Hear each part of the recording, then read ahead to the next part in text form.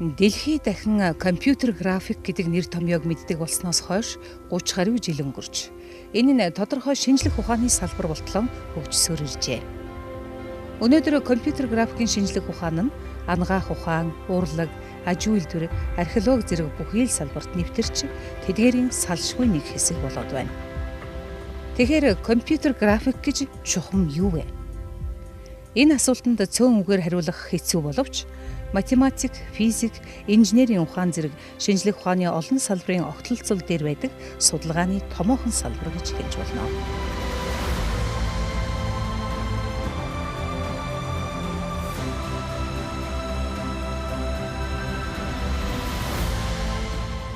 Компьютер график гэдэг бол та бүхний өдөр тутам үзэж байгаа телевизийн дэлгэц, хэрэгжилж байгаа гар утаснаас дэлгэц гэх мэтлэн бүхэл зүйлээр та нар компьютер графикаар хийсэн кино, тоглоом эднийг бол үзэж байгаа. Гэтэл компьютер график гэдэг бол бидний энэ үздсэн энэ ойлголтоос бол илүү өргөн утгатай, илүү нарийн ойлголт байдаг.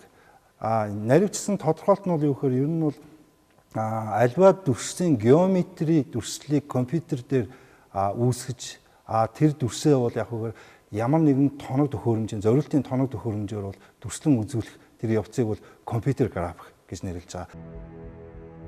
Компьютер график гэдгийг тодорхойлон хэлбэл альва юмс үзэгдлийг компьютер ашиглан дүрсэлж тусгай зориулалтын тоног төхөөрөмжөөр харуулахыг хэлнэ. Ямар нэгэн юмс үзэгдлийг хүнд илүү бодиттой харагдуулахын тулд математик, физик, геометрийн гэх мэт шинжлэх ухааны ололтуудыг өргөнөөр ашигладаг байна.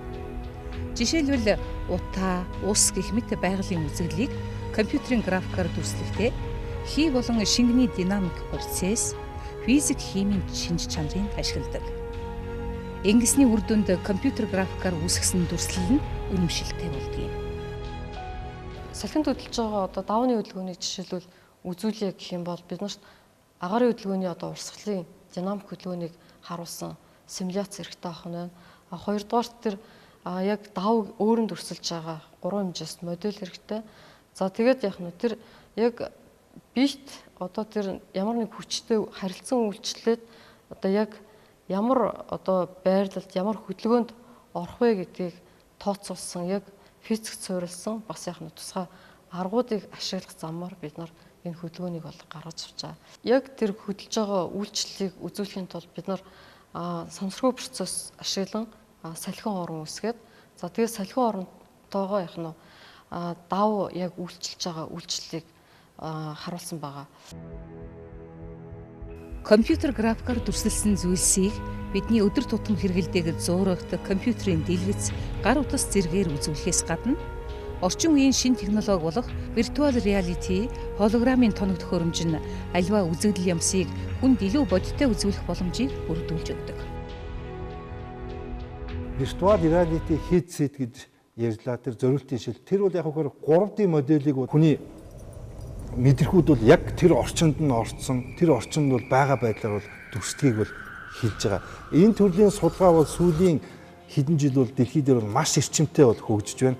Үүний тусламжтайгаар одоо бол яг хөөр тэр зориултын тоглоомыг, тэр зориултын тэр аппликейшнуудыг бол яг хөөр тэр тухайн орчинд нь бол үзэх боломжтой болчихж байгаа. Виртуал реалити буюу виртуал бодит байдал гэдэг нь програм хангамжийн тусламжтайгаар бүтээгдсэн хэрэглэгчдэд бодиттой мэт харагдах хиймэл бодит орчин юм. Энэ нь хүний харах, сонсох, үнэрлэх, хүрэх гэсэн 5 мэдрэхүйг хийсвэр байдлаар бодит мэт мэдрүүлэхийг хэлнэ. Хүний хоёр нүдний фокус ихэвчлэн нэг цэгт төвлөрдөг. Хоёр нүдэнд өөр дүрслэл үзүүлснээр хүний тарих тухайн дүрсүүдийг нэгтгэн 3 хэмжээстээр хүлээн авдаг байна. Энэ нь виртуал орчин үүсгэх нэг чухал үндэс болдог.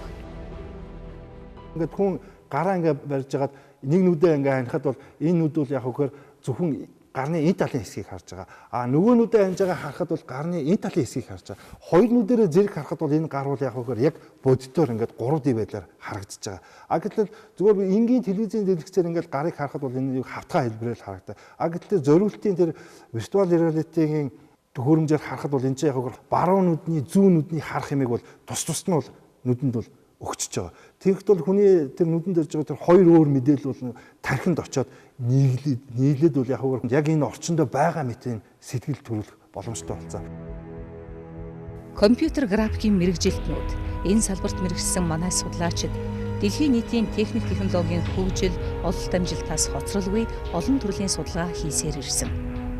Энэ чиглэлээр тусгайлан ажилладаг лаборатори удаж байгуулагдсан. Тэдний нэг бол 2015 онд Монгол Улсын их сургуулийн дэргэд байгуулагдсан компьютер график мультимедиа судалгааны нээлттэй лаборатори юм. Нээлттэй лаборатори гэдэг учир нь энэ бол яг нэг тийм хэмд ч юм уу, яг нэг сургуульд бол тодорхой шууд харьяалагдахгүй. Энэ чиглэлээр судалгаа хийх сонирхолтой эрдэмтэд, залуучууд, оюутнуудыг бүгдийг нэгтгээд хамтарсан байдлаар судалгаа хийгээд гарсан үр дүнгийг нь бол өөрсдөө хамтарч ашиглаад тийм явах зорилготой лаборатори юм л да. Тэгэхээр бол эхний ээлжинд бидний хийж байгаа судалгаа бол ерөнхийдөө бол яг археолог, соёлын үеийн талын судалгаанууд бол ихээр хийгдэж байгаа. Эхнийх нь үр дүнгууд гараад явж байна. Компьютер график мультимедиа судалгааны нээлттэй энэ лабораторид бакалавр, магистрийн түвшний 20 орчим оюутан судалгаа хийж байна. Тэдний судалгааны ажлын гол чиглэл нь компьютер график, 3 хэмжээст загварчлал, компьютер анимашн, симуляц болон виртуал реалити зэрэг юм. Бидний нодлон 5 сард анхныхаа оюутнуудынхаа бүтээлийн үзэсгэлэнг бол гаргасан байгаа. Энд бол 18, 19 орчим бол бүтээлүүд оролцсон. Энд дээр компьютерийн анимашн, 3D моделинг, виртуал реалити гэх мэт маш олон төрлийн бол юмнуудыг бол хийсэн байгаа. Жишээ нь бол та нарт энийг варыг бол үзүүлж болж байна. Энэ бол яг үгээр Архангай аймгийн Хар Балгас гэдэг газраас олдсон уугрын үеийн вар байгаа. Энэ варны 60% нь бол олдсон. Манай археологийн тэгмээр бол байдаг. Энэ варыг бид нар сэргээн засварлахын тулд тэр варны олдсон хэтэрхийлүүдийн 3 хэмжээст цэгэн өгөгдлүүдийг бүртгэж аваад тэгээд тухайн варыг гэхээр компьютер график болон математик арга техникүүдийг ашиглаж яг 3 хэмжээст биетийг яг виртуал орчинд байгуулсан байгаа. Сүүлийн жилүүдэд компьютер графикийн салбарт 3 хэмжээст тоон сканерын дэвшилтэт технологиг ашиглан биетийн 3 хэмжээст тоон загварыг өндөр наривчлалтай байгуулах боломжтой болсон. Энэ технологийн гол үндэс нь 3 хэмжээст лазер сканераар бүртгэж авсан биетийн гадаргуун цэгэн өгөгдлийг боловсруулж 3 хэмжээст загвар байгуулах явдал юм. Өндөр хөгжилтэй олон оронд энэ дэвшилтэт технологиг ашиглан өөрсдийн соёлын үнэт өв дурсгалыг өндөр наривчлалтай 3 хэмжээст дижитал хэлбэрээр хадгалах төслүүд хэрэгжиж байна. Жишээлбэл Стэнфордын их сургуулийн Микеланжело төсөл, Токиогийн их сургуулийн Их Будда зэрэг олон төслийг нэрлэж болно.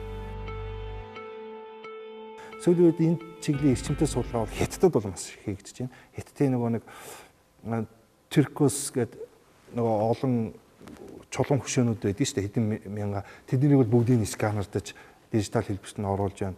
Өмнөд солонгосууд бол өөрсдийнхээ тэр барилга байгууламж, тэр соёлын үнэт тэр дурсгалууд бол бүгдийг дижитал хэлбэрт оруулж байна гэсэн.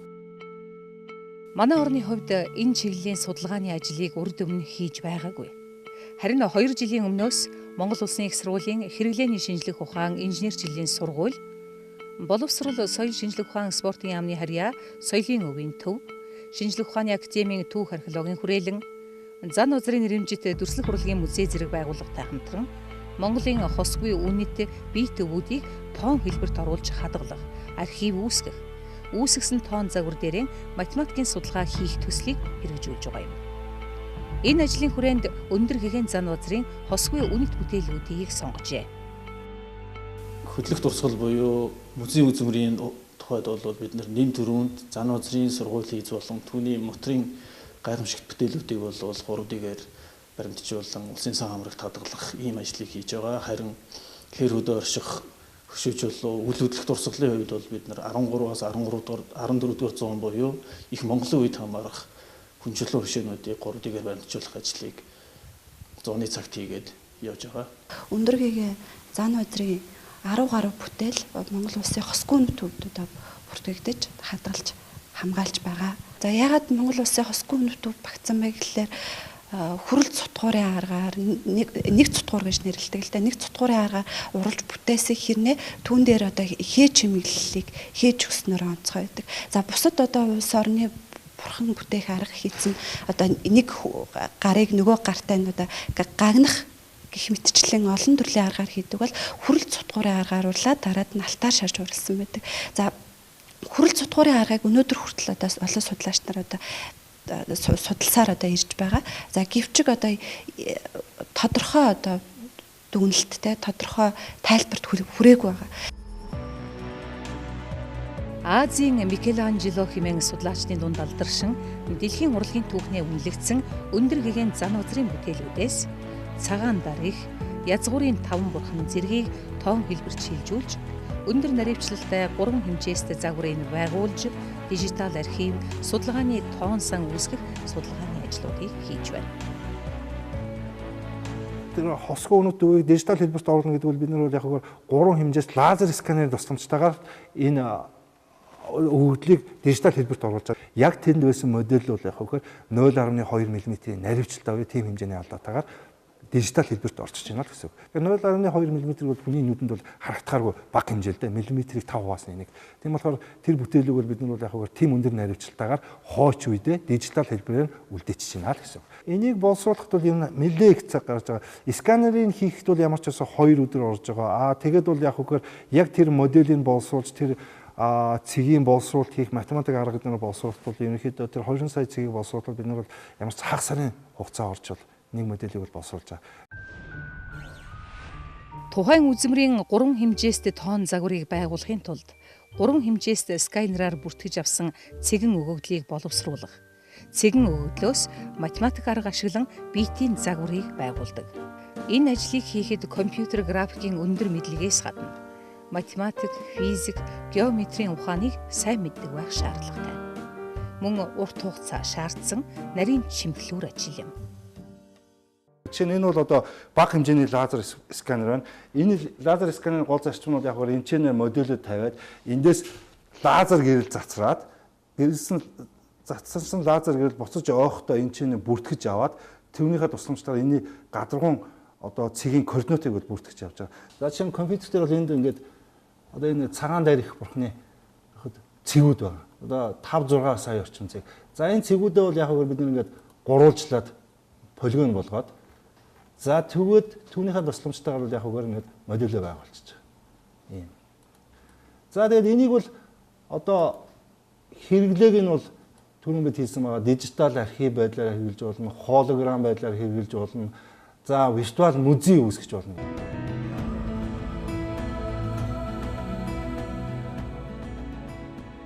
Зан узрын дэмж дүүрэлт урлагийн музейд хадгалж буй одоо хосгон үндэт дурсвал язгуурын таван бурхтыг 3D лазер сканер ашиглан модулийг байгуулсан. За энэ модулийг байгуулахдаа тусах тухайн моделийн хэмжээнээс хамаарат маш их сканер хийх шаардлагатай байна. Хосгон үндэт бүтээл маань бол одоо ойролцоогоор 70 орчим сантиметр өндөртэй үзмэр учраас бид нар бол 3D лазер сканерыг бол 200 орчим сканер хийж 20 сая орчим цэг бүртгэж авсан. За энэ бүртгэж авсан мэдээллүүдээ бид нар тухай бүтээн математик цогцоллоор боловсруулалт хийгээд 3D модулийг виртуал орчинд үүсгэсэн байгаа. Мөн одоо түүх археологийн хүрээлэнд хадгалж буй одоо шавар бурхтай сардгийн идээс болсон шавар бурхтын 3D лазер сканерыг бид нар хийж виртуал орчинд 3D модулийг үүсгэсэн. Энэхүү 3D модулийг одоо үүсгэснээрээ бол виртуал музей мөн одоо виртуал орчинд одоо яг орчинд нь байгаа мэтээр үүсэх эргүүл тойруулж 3 хэмжээс 3 талаас нь харах тийм боломжийг бүрдүүлж ирж байгаа. 5 бурхны модель байна. Бүгдийг байгуулсан байна. За энэ бол яг компьютер дээр ингээд тав талаас нь харж болж байна.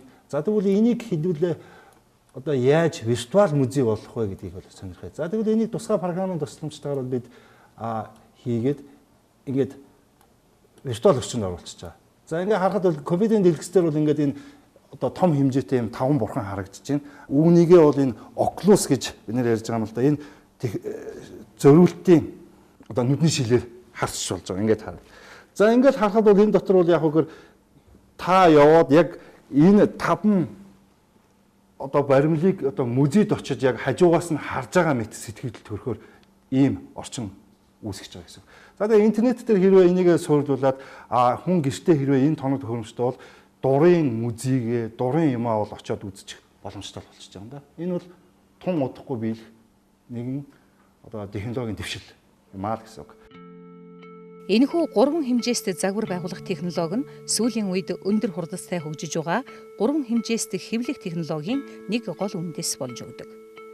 Дижитал принтинг хэмээн нэрлэдэг энэ технологиор 3 хэмжээст лазер сканерын тусламжтай байгуулсан 3 хэмжээст загвараа хүссэн үедээ өндөр наривчлалтайгаар хэвлэж болно. Энэ бол компьютер графикийн шинжлэх ухааны бас нэг ололт юм. Сая би та нарт тэр язгуурын 5 бурхны модулийг үзүүлсэн. Одоо энэ модулөө файлын баг зэрэг өөрчлөл 3D принтерээр хэвлэлж болж байгаа. Хэмжээг нь өөрчлөл. За чинь энд байгаа бурхны хоёрыг нь бол ингээд 3D принтерээр хэвлэлжсэн байна. Гэхдээ хэмжээг нь масштабыг нь бол баг зэрэг өөрчилсөн байгаа. Гэхдээ бол энд бол ерөөсөө тэр анх модуль ямар байсан тэр хэмжээгээр л энд гарч ирж байна гэсэн. Модуль нь хэрэв байхгүй болсон, алга болсон тохиолдолд яах вэ гэхээр энэ бидний энэ байгуулсан дижитал архив юу сан байж хат энэ сангаас энэ модулийн файлыг татж аваад 3D принтер төгөхөд энэ ингээл өөрөө буцаад гараад ирж байна.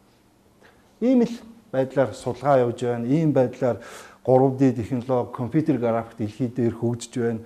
Бид бүхэн ч гэсэн залуучуудтайгаа нийлээд энэ хөгжлийн түүчнээс соцохгүй хичээж өөрсдийнхөө судалгааг бол хийгээл явж байна да. 3 хэмжээст тон технологиг ашиглаж Монголын хосгүй соёлын өвүүдээс гадна археологийн ховор дурсгалуудыг өндөр наривчлалтай дижитал хэлбэрт оруулж тоон архив үүсгэх, виртуал музей байгуулах зэргээр хойч үедээ өвлүүлэн үлдээж байна. Ингэснээр интернет ашигладаг хүн болгон дэлхийн хаанаас ч Монголын соёлын хосгүй өвийг үзэх боломжтой юм. Булган аймгийн Шорон бомбгын ордоос оролцсон бунхан байгаа. Энэ бунхмыг бол манай соёлын өвийн төвийнхэн Японы эрдэмтдтэй нийлээд фаро гэсэн тийм холын зайн лазер сканерын тусламжтайгаар бүртгэж авч цэгэн өвглийн цуглуулсан. Энэ бол яг нийтдээ 45 метрийн урт 3 өрөөтэй тийм бунхан байгаа. Энийг жишээ нь бүртгэж авахд бол манай лаборатори бол тэр цэгэн өвгөлийг боловсруулж байгаа. Гэтэл энд бол яг нэг тэрбум цэгийн өвгөл бид нэр хүлээж авсан. За энийг болохоор бид нэр аваад багасгах шаардлагатай болсон. Яагаад багасгах шаардлагатай болсон бэ гэх юм бол энэ их мэдээллийг болохоор одоо унших тийм дурын компьютер яхад тоног хөрөмжийн хувьд бол жоохон асуудалтай. 139 сая орчим цэгийг болгож багасгаад 50 ГБ орчим файлыг нь болохоор бид нэр 250 орчим мегабайт хэмжээтэй болгож багасгаж чадсан байна. Энэ 130 сая цэгийн тусламжаар ахаал одоо яг бид нөгөө модулөө байгуулаад ахаал нөгөө нэг виртуал орчинд оруулахад тэр бунхныг одоо тэр заавал Булган аймаг руу очоод тэрийг үзээд байх шаардлагагүй. Нөгөө нэг виртуал нөгөө зөрүүлтийн шилийг зүгэл харахад тэр бунхан дотроор ингээд чөлөөтэй яваад хаана ямар юм байсан, ямар бүтцтэй, ямар зурагтай бүгдийг харах боломжтой болчихж байгаа. Дэлхийд хосгүй соёлын өвүүдэн 3D технологи ашиглан баримтжуулахын ач тусыг үнэлж баршгүй юм. Өндөр гигэн зан узрын бүтээлүүдийн тухайд л гэхэд тэдгээрийн математик загварыг байгуулснаар зан узар хийцийн бусдаас ялгарх онцлогийг илүү тодорхой болгож шинээр олдож байгаа археологийн олдруудтай харьцуулан судлах боломжтой. Түүнчлэн залуу үедээ сурталчлан таниулах, олон нийтэд түгээн дэлгэрүүлэхэд чухал үүрэгтэй юм. Соёлыг хамгаална гэдэг нь бол өөрөө түүнийг сурталчлах, түүнийг судлах, олон нийтэд түгээн таниулах энэ маш олон ийм ажлын бол цогц ажил байдаг. Энэ бүхэл үйл ажиллагааны дотор бол энэ соёлын өвийг 3D-гээр баримтжуулах ажил нь бол ашиг тусаа өгнө гэж бид ойлгож байгаа. Тухайлх юм бол судлан шинжилгээхийн тухайд бол судалгаагаа хийхдээ музей үзмэртэйгээ харьцах нь өөрөө тухайн үзмэртэй бол муугар нөлөөлөлтөд хадгалах хамгаалалт. Харин бид нар энэ 3D модулийг боловсруулад энэ модель дээрээ төрөл бүрийн хэмжилтүүдийг хийгээд ингээд наривчлсан судалгааны ажлыг бол хийх ийм боломж өгсөн байж байгаа. За мөн сүүлийн үед бол та бүхэн мэдж байгаа тийм олон улсад гарч байгаа энэ инх замбраагүй байдал ялангуяа Сирийн жишээн дээр маш олон чулуун дурсгалуудыг бол Сирд болж байгаа энэ инх замбраагүй байдлын үр дүнд бол олон чулуун дурсгалууд урсцсан гэсэн ийм харамсалтай мэдээ байдаг. Мөн хамгийн сүүлд сар гаруй өмнө Мянмар улсад маш хүчтэй газар хөдлөлт болоод олон 10 тийм чулуун сүм хийдүүд, чулуун сувраг тийм дурсгалууд бол норж унсан ийм харамсалтай мэдээ байгаа. Тэгвэл Монгол улс ч гэсэн магадгүй ирээдүйд ийм хүн нийгмийн болон байгалийн юм давагдшгүй хөдсөн зүйл үүсэхийг бол хинч тааж мэдэж чадахгүй. Тийм болохоор бид нар бол хамгийн чухал гэсэн энэ дурсгалуудаа 3D-гээр бүртгэл мэдээллийг нэмэгдүүлээд хойж өвдөө өвлүүлэн үлдээх ийм ажлуудыг бол хийгээд явж байгаа. Мөн 3D бүртгэн баримтжуулалт нь бол өөрөө сэргийн засварлалын үед бол маш өндөр ач холбогдолтой. Тухайн дурсгал хэсэгчлэн гэмтсэн үед бид нар 3D мэдээллийг ашиглаад анхны төрх байдлаар нь сэргийг амьлуулах ийм боломж бол бүрдэж байгаа юм аа.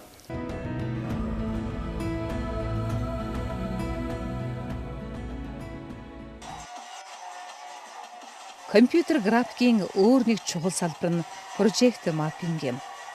3 хэмжээст гадаргуу прожектор тусгах замаар тухайн биетийн хэлбэр, дүрс, өнгө, төрх, шинж чанарыг өөрчлөх прожект маппингийн технологийн үүсэл хөгжил 1969 оноос эхэллээ. Харин манай улсын хувьд 2013 онд энэ технологиг ашиглан засгийн газрын ордны барилгын урд байрлах их эзэн Чингис хааны хөшөөн дээр Чингис хааны эргэн ирэлт нэртэй 3D маппинг шоу анх удаа зохион байгуулж олон нийтэд танилцуулсан байдаг. Энэхүү маш хурдцтай хөгжиж байгаа прожект маппинг технологиг улс орондоо хөгжүүлэх, дэлгэрүүлэх нь нээлттэй лабораторийн судалгааны ажлын нэг чиглэл юм. Сургуулийн нэг барилгыг яг бодит хэмжээгийн 100 дахин багасгаад ватам цаасаар хийсэн. Энэ нь болохоор яг үндсэн модель цагаан цаасаар харагддаг. За энэ дээр болохоор манай лабораторийн анимашн видеого зохион бүтээсэн яг өөрийнх нь онцлог шинжид толгуурласан. За үүнийг болохоор project mapping гэдэг. За энэний хэрэглээ нь болохоор яг олон хөгжилтэй улс орнуудад нэг барилгын хан дээр гэрлийн шоу хийх. За тэгээд entertainment зэрэгээр зохион байгуулдаг. За бидний гол зорилго болохоор яг энийг бодитоор хичээлийн төв байран дээр тусгаж гэрлийн шоу хийх зорилготой. Монголд нэвтрээд удаагүй байгаа энэхүү технологиг шоу entertainment, зар сурталчилгаа, театр урлагийн тоглолт, барилгын засал чимэглэлгээд олон талбарт хөгжүүлэн ашиглаж болно. Прожект маппингийн тусгалын гадаргуу энгийн геометрийн биетээс эхлээд хүний нүүр, бие, хувцас, машин техник, барилга байгууламж, уул хад гээд ямар ч зүйл байж болох учраас маш өргөн хүрээнд тэлэх боломжтой технологи юм.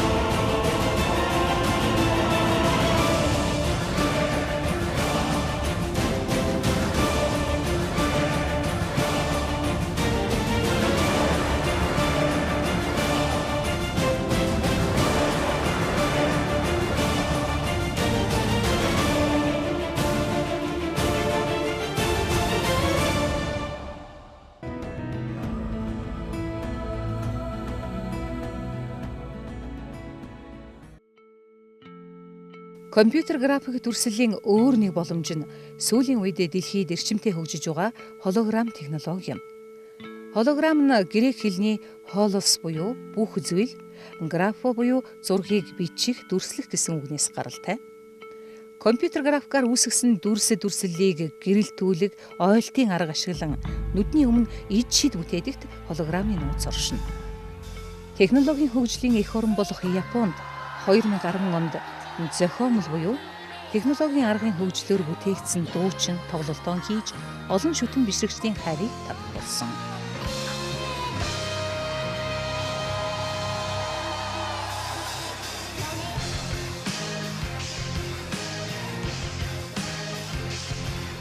Байгуулсан 3D модель өндөгийн зан үзрийн цагаан дайрах, язгуурын таван бурхан моделүүдийг бол яг үгээр холограм байдлаар бол үзүүлж байгаа. Энэ бол яг үгээр гэрлийн нөлөөллийн тусламжтайгаа бол талаас нь бол гэрлээ тусгаад ингээ харахад одоо энэ яг шилэн дотор нэг модель нь яг өөр ингээ 3D байдлаар харагдаж байхаар тийм хүнд сэтгэл төрүүлж байгаа.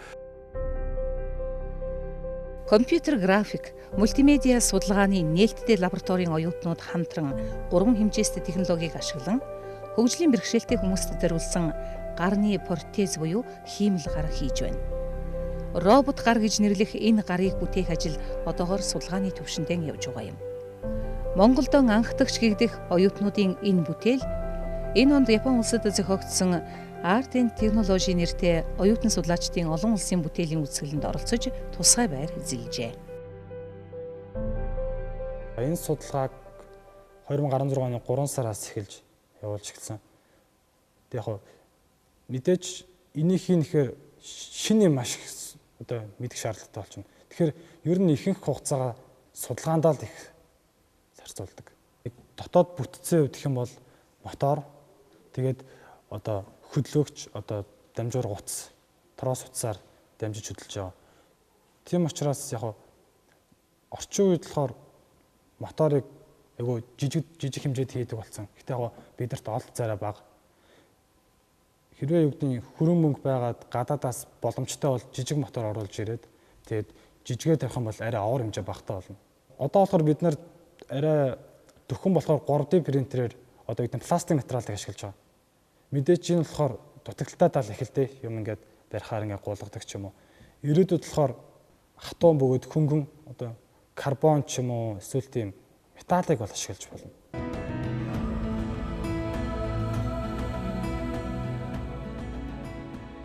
Энэ роботыг болохоор нэг 10 настай гаргуу жаалгууд бол зориулж хийсэн. Тэгээд өөрсдөө ажиллагааг шалгахын тулд бол робот болгож хөгжүүлсэн байгаа. Энэ мэдээж хэрэг одоо хамгийн сайн робот гэдэг бол хүний хийж чадж байгаа одоо бүх үйлдэлийг хийж чаддаг байх хэвээр, хүнд байх хэвээр тийм мэдрэмжүүд бүгд хөгжсөн байх хэвээр. Энэ робот нь болохоор одоо хүний тэр нөгөө харах мэдрэмжийг дураадаг. Хүний хийсэх хөдөлгөөнийг одоо тэгж дагаж дураадаг. Ажилдаг зарчим нь болохоор энэ болохоор дүрс ялгалтын аргаар бол одоо гараа атгаж гин үү, аль эсвэл дэлгэж гин үү гэдгийг нь таниад энэ Arduino-гийн микроконтроллероо болохоор атгсан аль эсвэл атгаагүй айн дэлгэх гараа дэлгэсэн байна гэдэг тэр дохиогоо өгөөд тэр цахилгаан дохиогоо болохоор чадлаар өсгөхөд моторуудаа удирдаад энэ гараа атгаж дэлгэж байгаа. За энэ роботыг болохоор хүнд яаж ашиглах вэ гэхээр одоо хүний тэр нөгөө булчингийн одоо агшид сунж байгааг мэдэрдэг тийм мэдрэгч байдаг. Тэрхүү мэдрэгчийг ашиглаад болохоор гаргуу хүндээ болохоор одоо яг энэ нэг гаранд нь ингээд суулгаад өгчих юм бол тэр булчингийнхаа агшид сунж байгаа мэдээллийг өөрөө боловсруулад тэгээд гараа одоо яаж атгах вэ, аль хуруу хөдлөх үү гэдэг тэр мэдээлэл аваад тэгээд энэ робот маань яг тэр мэдээллийн дагуу хөдлөх ёстой байгаа. За энэ хүү роботоо болохоор бид нэр бол хүнтэй илүү аль болох ойрхон хүний хийж чаддаг бүх үйлдэлийг хийж чаддаг байхаар цаашаа үргэлжлүүлж одоо зохион бүтээх болно. Хөгжлийн бэрхшээлтэй нэгэн жаалгуудад зориулан хийж байгаа энэ гарыг бүтээх ажил дуусахад хүний гарыг орлох үс чадвартай болно. Мөн энд хийж байгаа өөр олон судалгааны ажил үр дүнд хүрнэ. Тэр үед энэ хамт олонны мэдлэг нь баялаг, бүтээл нь инновац болж гарааны компани байгуулах зорилгоо биелүүлнэ. Хэрэглээ өндөр болгох энэ зүйлийн судалгаач одоо маш хурдтай хөгжиж хөрөнгө оруулалтууд хийгдэж байна. Олон орны олон их дээд сургуулиудын чиглэлийн судалгааг бол бүгд хийж байна. Энэ виртуал реалити 3D загварчны судалгааг бол дэлхийн том их сургуулийн олон лабораториуд энэ чиглэлийн судалгаа хийж байна. Бид бүхэн ч гэсэн энэ чиглэлийг ерөөсөө нэг алхам оцрохгүй одоо зэрэгцэж алхахыг гэсэн үүднээс бид нэг бол яг нээлттэй лаборатори энэ чиглэлийн сонирхолтой залуучуудыг цуглуулаад мөн тэднээс оцрохгүйгээр бүх судалгааг нь хийгээл явж байна. Үр дүн ихнээсээ гарч байна. Одоо гарсан үр дүнгээр бид удахгүй зарим нэг нь патентжуулна, гарааны компани байгуулна, үр дүнгээ янз бүрээр одоо бүх нийтэд одоо юм хүртээл болгож ашиглана гэсэн олон тийм зорилго төлөвлөгөөтэй ажиллаж байна. Дэлхийн нийтийн техник технологийн дэвшлээс хоцролгүй шинжлэх ухааны ололттой хөл нийлүүлэн алхахын тулд Монголын эрдэмтэн судлаачид, оюутан залуучууд оюун ухаанаа уралдуулсан. Компьютер график хэмээх хөгжингүй нэгэн шинжлэх ухааны салбарт хүч үзэх хэм бүхний өмнө энэ нээлттэй лабораторийн муу таалга үргэлж нээлттэй байдгийг. Магадгүй энд нэг л өдөр Монголын нэрийг дуурсгасан судалгааны бүтээл төрж Монгол хүний оюун ухааны царийг дэлхийд таниулахыг үгүйсгэх арга.